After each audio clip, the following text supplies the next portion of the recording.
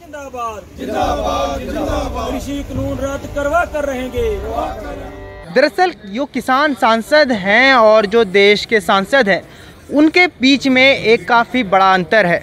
अंतर यह है कि जो हमारे देश के निर्माता हैं वो बड़ी बड़ी इमारतों के अंदर बैठे हुए हैं, लेकिन यहाँ पर जो किसान सांसद हैं वो इसी तरीके से खुले आसमान के बीच, चाहे गर्मी हो, सर्दी हो या फिर बरसात हो, इस वक्त बरसात हो रही है क्योंकि मानसून की सत्र चल रही है, लिहाजा मानसून सीज़न है, उसी तरीके से सुबह से ही बरसात हो रही है।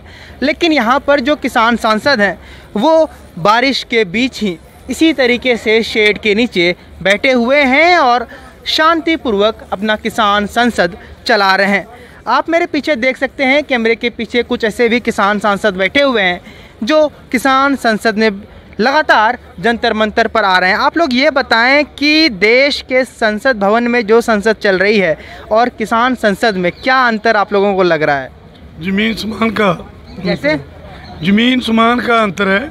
हम लोग खुले समान में बैठे हुए हैं और बारिश पड़ रही है और बहुत अच्छा लग रहा है। कोई बात नहीं, वो बिल्डिंग में बैठे हुए हैं।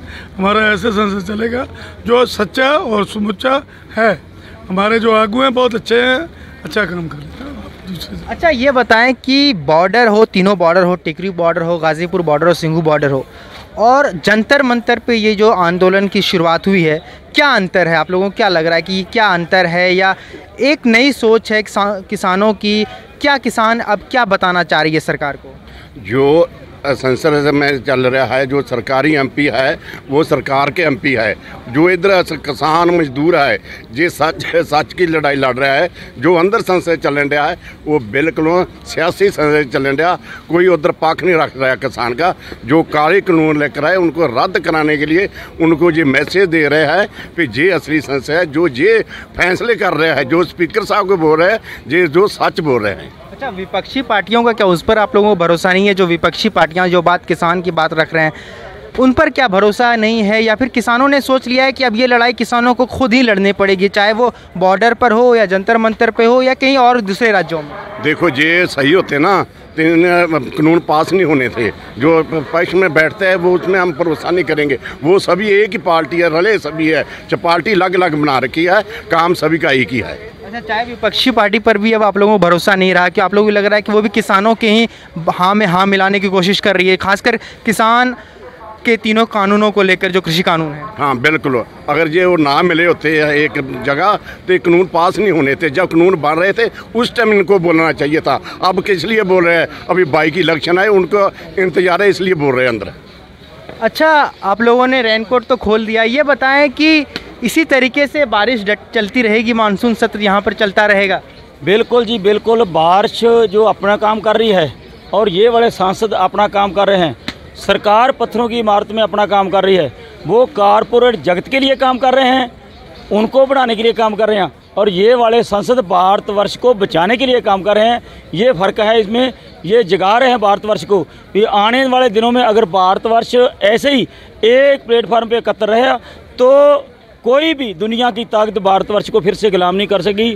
जब जब किसान संसद ख़त्म होती है, इसी तरीके से जितने भी 200 किसान बारी बारी से जंतर मंतर पर आते हैं, वो बसों पर बैठकर लगातार सिंघू बॉर्डर, गाज़ीपुर बॉर्डर, टिकरी बॉर्डर पर वापस लौट जाते हैं।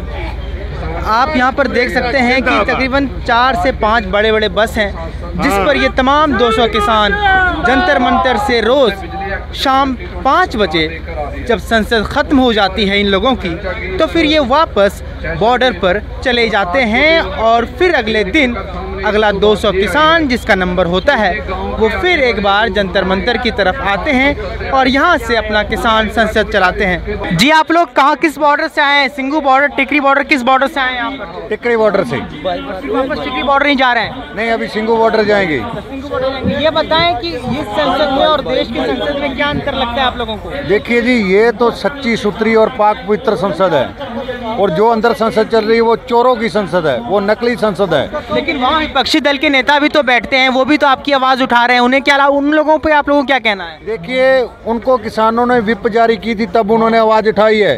पहले सभी ये उसके हमायत में थे, सिग्नेचर करके आए हैं सभी सांसद। यानी आप लोगों को विपक्षी नेताओं पर भी कृषि कानून को लेकर भरोसा नहीं है। जब जिस तरीके से अभी तक कृषि कानून रद्द नहीं हो पाया है, आप लोगों को लग रहा है कि अब आप लोग खुद ही ये जिम्मा उठाएंगे तभी ये तीनों कृषि कानून रद्द होने वाला है? बिल्कुल सर, बिल्कुल।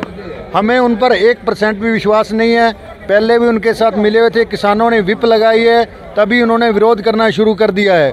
इन सभी की एक मिली भुगत थी। जब भी ये संसद में शोर मचाते थे, वॉकआउट करके उनका जवाब देने के बजाय बाहर आ जाते थे और वो अपनी मर्जी से बिल पास करते थे। अब क्या लग रहा है आप लोगों को कि सरकार की क्या जंतर मंतर से जो किसान संसद है उसकी गूंज देश की संसद तक पहुंच रही है? बिल्कुल बिल्कुल जी, इसकी गूंज देश तक नहीं विदेशों तक पहुंच रही है। विदेशों में भी लोग कहते हैं कि अगर कोई भी संघर्ष करना सीखना है तो भारत देश के किसानों से सीखो, जो 9 महीने हो गए बॉर्डरों पर बैठे हैं, शांतिपूर्वक ढंग से अपना प्रदर्शन कर रहे हैं। क्या उम्मीद है कि एक न एक दिन सरकार को झुकना ही पड़ेगा और तीनों कृषि कानून रद्द करने पड़ेंगे? क्योंकि जंतर मंतर से तो आप लोगों ने तीनों कृषि कानून रद्द कर दिया अभी तक। बिल्कुल बिल्कुल सर, जब तक ये तीनों काले कानून वापस नहीं होते, MSP खरीद गारंटी शुरू नहीं होती, ये बिजली शोध बिल 2020 ये सारे रद्द नहीं होते, तब तक हम घर वापस जाने वाले नहीं हैं। यूं ही जंतर मंतर पे किसान संसद चलता रहेगा? बिल्कुल बिल्कुल, ऐसे ही चलता रहेगा। ये एक अपने आप में नायाब तरीका है इन किसानों का देश के सामने दिखाने के लिए कि अगर देश की सरकार हो या फिर भारत की संसद अगर तीनों कृषि कानून को रद्द नहीं कर सकती है तो ये किसान खुद ही जंतर मंतर पर अपना किसान संसद चलाकर तीनों कृषि कानून रद्द कर देंगे। अब इन किसानों का साफ तौर पे कहना है कि जिस तरह ये किसान तीनों कृषि कानून को जंतर मंतर से रद्द कर चुके हैं, एक न एक दिन देश की संसद से भी तीनों कृषि कानून रद्द हो ही जाएगा।